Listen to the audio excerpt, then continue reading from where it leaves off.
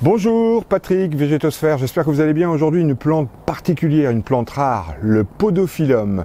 Si vous voulez en savoir davantage sur cette bizarrerie, c'est tout de suite sur Végétosphère. N'oubliez pas le petit pouce bleu, n'oubliez pas de vous abonner. Shall we begin?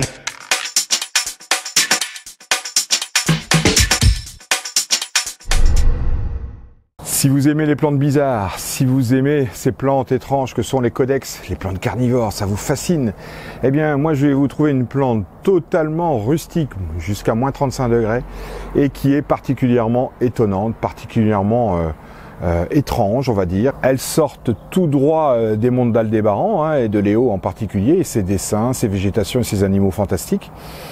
Ben écoutez, ça c'est pas plus fantastique que ça pousse particulièrement bien chez nous. C'est une plante qui est originaire des contreforts himalayens. En tout cas c'est comme ça qu'on me l'a présentée. Il se trouve que celle-ci elle est américaine.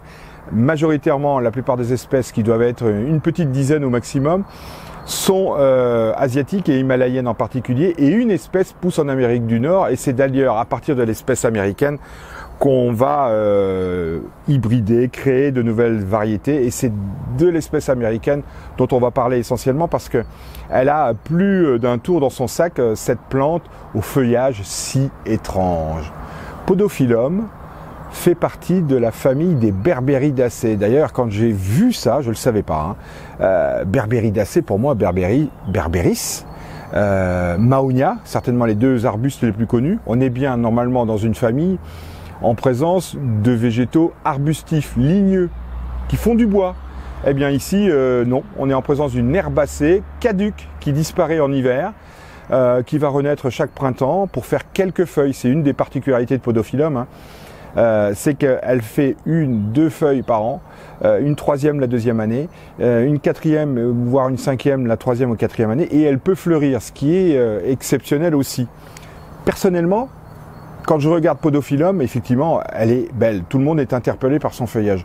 Mais à plus d'un point de vue, elle est semblable. En tout cas, moi, je fais cette association avec les zostas. Parce que, tout d'abord, c'est une plante qu'on va rechercher pour son feuillage. Bon, les zostas, c'est le cas. C'est une plante qui va pousser dans des conditions ombragées, tout comme les zostas. C'est une plante qui, accessoirement, va faire une fleur parfumée, tout comme les zostas. Et là où on va pas se tromper, parce que cette plante, je viens de l'acquérir lors d'un marché aux plantes, j'ai eu l'honneur et l'avantage de constater que le lendemain, les limaces étaient déjà dessus, comme les zostas. Les limaces adorent les Podophyllum comme elles adorent les zostas. Podophyllum est bien une vivace rhizomateuse qui va couvrir des endroits ombragés, à l'ombre d'un arbre, au nord dans un massif, pas loin des fougères, pas loin des euchères, pas loin des zostas, donc comme je l'ai dit tout à l'heure, et c'est là où elle va s'épanouir. L'installation peut être un peu délicate. On va parler maintenant de la culture. L'installation peut être délicate, surtout quand vous allez la planter au printemps. Il se trouve que là, nous sommes au printemps, on est encore en avril, et c'est bien lors des marchés aux plantes printaniers qu'on va trouver le plus grand nombre de plantes. Pour l'instant, nous n'avons pas encore fait cette bascule, je dirais, de plantation, de transplantation ou d'achat en automne, ce qui serait le bon sens pour ce genre de plante qui va souffrir en été du manque d'eau et de la sécheresse. Même sur la plante au nord, même sur la plante à l'ombre, elle va souffrir des températures au-delà de 35 degrés qui vont évidemment assécher le substrat, la terre qui se trouve autour d'elle.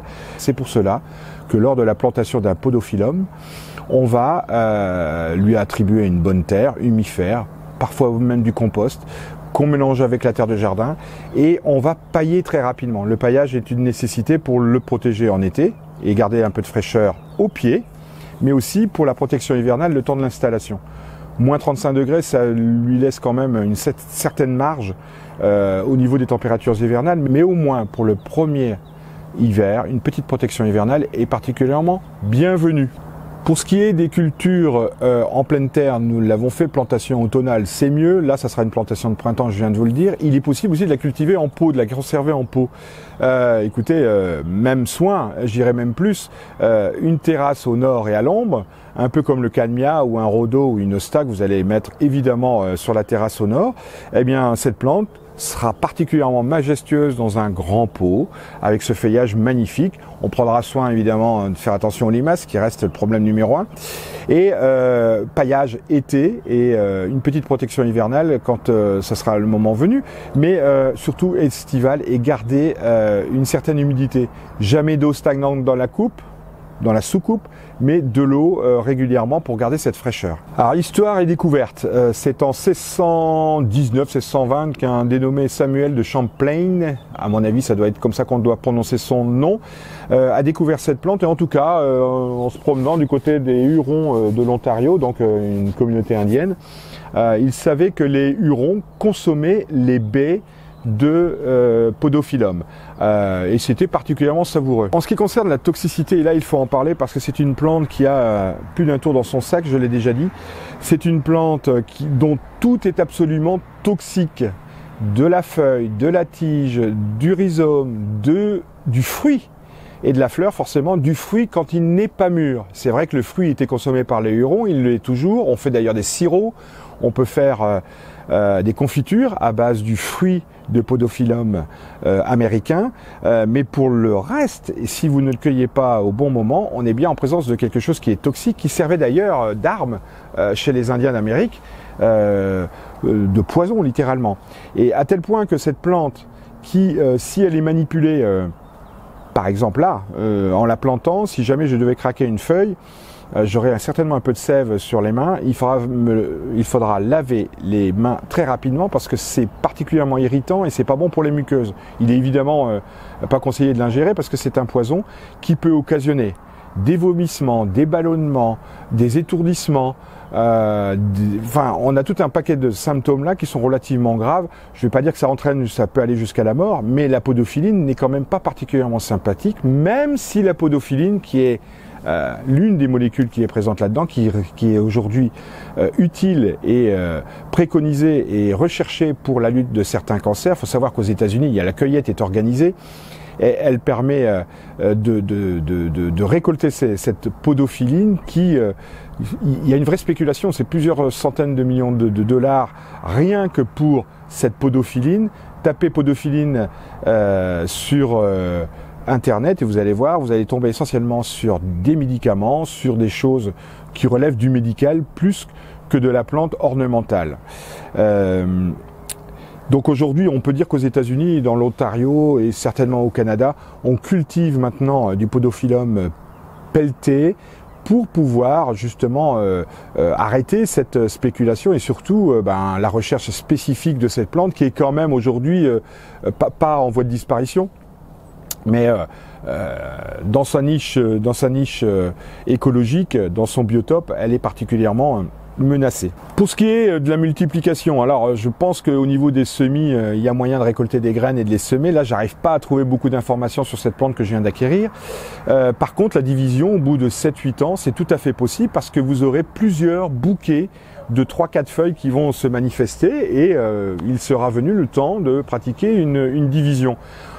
Cette division se fait pendant la période de repos végétatif, sinon vous allez vraiment lui mettre un coup, et on va essayer de diviser sans toucher cette sève, sans y mettre les mains, sinon on prend des gants et on fera bien attention parce que je l'ai dit, c'est particulièrement toxique. Maladies, nuisibles, parasites en tout genre.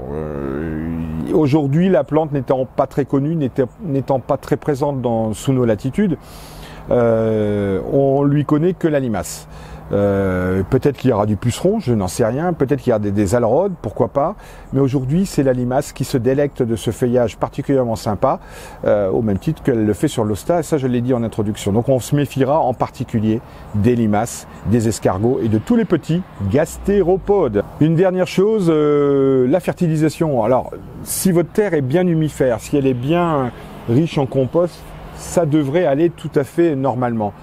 Si vous avez quelques doutes là-dessus, une fois qu'elle est installée, vous pouvez apporter régulièrement de la corne broyée, vous pouvez apporter des engrais bio complets, avec un peu de potasse quand même, parce qu'il y a une floraison qui est particulièrement sympathique.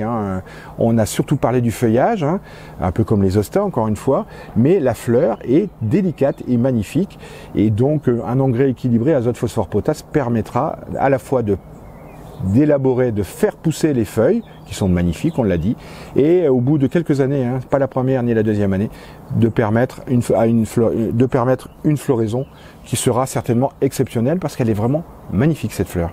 N'oubliez pas de rejoindre la description, vous y trouverez notamment les espèces qui existent sur le marché et les variétés qui vont arriver. C'est sûr que cette plante va avoir un succès de plus en plus important compte tenu de cette beauté que sont les feuilles. Regardez, voilà, c'est encore une feuille naissante. Ici, ça sera la troisième.